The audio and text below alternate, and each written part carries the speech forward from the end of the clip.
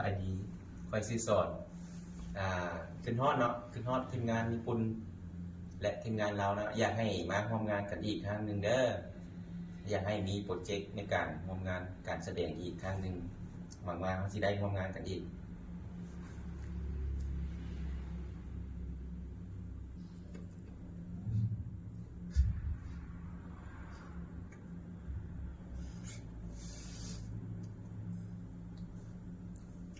สบายดีซื้อแอง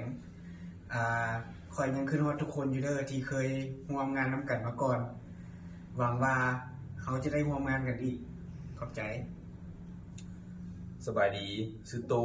เนาะ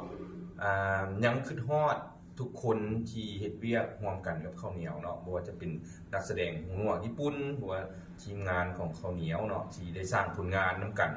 ในที่ผ่านมาเนาะแล้วก็วิดีโอนี้อยากจะบอกอยากให้เป็นกำลังใจให้แกพวกเฮาบ่ว่าจะเป็นทีมของข้าวเหนียวลาวเนาะแล้วก็ทีมของนักแสดงญี่ปุ่นหั่นเพื่อให้มีผลงานในอนาคตและก็สร้าง